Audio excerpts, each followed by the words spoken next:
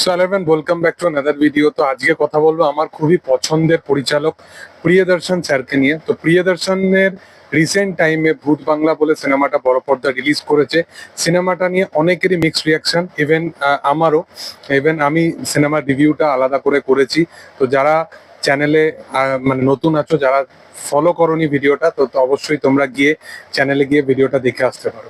এর পাশাপাশি যদি আমি কথা বলি যে প্রিয়দর্শনের বিশেষতভাবে লাস্ট মানে এন্টায়ার তার ক্যারিয়ারে, তার একদম ক্যারিয়ারের গোড়ার দিক থেকে শুরু করে এখনকার কারেন্ট টাইমে প্রিয়দর্শনের মধ্যে কি পার্থক্য এবং কেন আজকের দিনে দাঁড়িয়ে ভূত বাংলা মানে এত মিক্সড রিয়াকশন পাচ্ছে, এবং কেন পার্টিকুলারলি ভূত বাংলার মতো সিনেমায় মানুষ সেই কমেডিটা কোথাও গিয়ে পাচ্ছে না, যে কমেডিটা একটা টাইমে প্রিয়দর্শনের হাঙ্গামা, হালচাল বা ভুলভুলাইয়ার মতো এরকম পিক লেভেলের কমেডি মানুষ পেত, এবং এই টাইমে কেন সেই জিনিসটা ডেলিভার করতে পারছে না অ্যাজ এ পরিচালক হিসেবে প্রিয়দর্শন। তার বড় রিজন কি? শুধুই কি নীরজ বহরা? দেখো, রিসেন্ট টাইমে সোশ্যাল মিডিয়াতে একটা বিশাল বড় ডিবেট চলেছিল যে নীরজ বহরার এবং প্রিয়দর্শনের যেখানে যেখানে জুটি বেঁধেছে সেই জায়গাতেই শুধুমাত্র প্রিয়দর্শন ভালো সিনেমা ডেলিভার করেছে, বাট এরকম কিন্তু নয়। নীরজ বহরাকে ছাড়াও কিন্তু প্রিয়দর্শন ভালো ভালো সিনেমা ডেলিভার করেছে। প্রিয়দর্শন নিজের কেরিয়ারের একদম গোড়ার দিকে অনেক মালায়ালাম ছবি রিমেক করেছে, পার্টিকুলারলি ভুলভুলাইয়াও একটা কিন্তু রিমেক সিনেমা। এছাড়াও অনেক সিনেমা আছে, যেমন হেরাফেরি, তার একটা অরিজিনাল স্ক্রিপ্ট, সেটাও কিন্তু মালায়ালাম বা গুজরাটি একটা প্লেস আছে, তার তার থেকে পুরোপুরি অ্যাকচুয়ালি হেরাফেরি সিনেমাটা নেওয়া।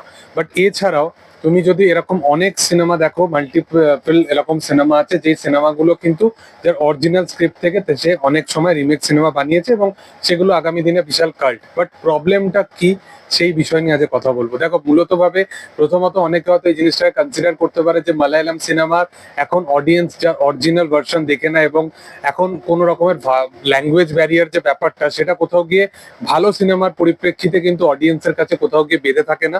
ভালো সিনেমা হলে ল্যাঙ্গুয়েজ ম্যাটার করে না, ঠিক সেটা মানুষের কাছে পৌঁছে যায়। তার অনেক বড় বড় এক্সাম্পল, অনেক ভালো ভালো সিনেমা আছে। বাট তারপরেও এই জিনিসটাকে হয়তো অনেকে পার্টিকুলার বলতে পারে যে এখন হয়তো অরিজিনাল এতটা পরিমাণে দেখা হচ্ছে বলে রিমেকের যে চলটা সেটা কোথাও গিয়ে কমে গেছে, এবং অরিজিনালিটিটাকে মানুষ কোথাও গিয়ে বেশি চাইছে।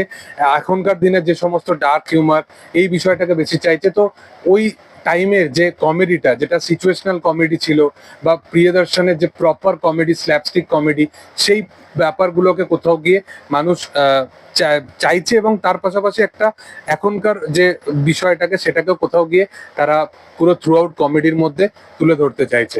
বাট আলটিমেটলি তুমি যদি পুরোপুরি রিওয়াচ করে দেখো প্রিয়দর্শনের প্রত্যেকটা সিনেমা, সেই সিনেমাগুলো তুমি যখনই দেখতে বসবে তখন কিন্তু তোমার ওই পার্টিকুলার প্রত্যেকটা সিনে কিন্তু প্রত্যেকবার হাসি পাবে। বাট এই এখনকার যে সিনেমাগুলো, সেই সিনেমাগুলোয় কিন্তু প্রপার সেই হাসিটা পাবে না। তুমি যতই বলো যে মানুষের টেস্ট চেঞ্জ হয়ে গেছে, বা অডিয়েন্সের কোথাও গিয়ে একটা কাইন্ড অফ কমেডির প্রতি টেস্ট চেঞ্জ হয়ে গেছে, সেরকম নয়। মানুষ যখন সিনেমা দেখতে বসে, ওই টাইমের সিনেমা, ওই সালের সিনেমা, মানে ওই বছর বা 2004, 2003, 90s সিনেমা, মানুষের কিন্তু মাইন্ডসেট কিন্তু ওই রকমই তৈরি হয়ে যায় যে আমি এই সিনেমাটার পার্টিকুলার কমেডি এইটা থেকে এইরকম ভাবে মানে kind of human psychology wise, মানে মানুষের এক্সপেকটেশন ওই ওয়াইজই হয়ে যায়। বাট এখন যখন মানুষ একটা ফ্রেশনেস চাইছে গল্পের মধ্যে, সেখানে কিন্তু সে ওই রিপিটেটিভ জিনিসটাকে কোথাও গিয়ে চাইবে না।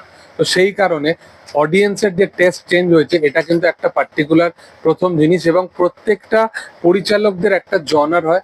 এবং প্রিয়দর্শন কোথাও গিয়ে 2026 সালের যে জনারটা, সেখানে কোথাও গিয়ে একটুখানি পিছিয়ে। তার বড় রিজন হচ্ছে রিসেন্ট টাইমে তার কিন্তু অনেক সিনেমা মিডিলে কিন্তু আসেনি। বাট এরপরে তুমি যদি দেখো যে প্রিয়দর্শনের সিনেমার মধ্যে, বিশেষতভাবে ভূত বাংলা এবং তার লাস্ট কিছু সিনেমার মধ্যে যেটা প্রিমিয়াম, যেটা পার্থক্য, সেটা হচ্ছে যে সেখানে ক্যারেক্টার ডেভেলপমেন্ট এত সুন্দরভাবে করতো। তোমরা যদি হালচাল দেখো, হালচাল সিনেমার মধ্যে কিন্তু কমেডি করছে এখানে আরশাদ ওয়ারসি, অক্ষয় খান্নার ক্যারেক্টার।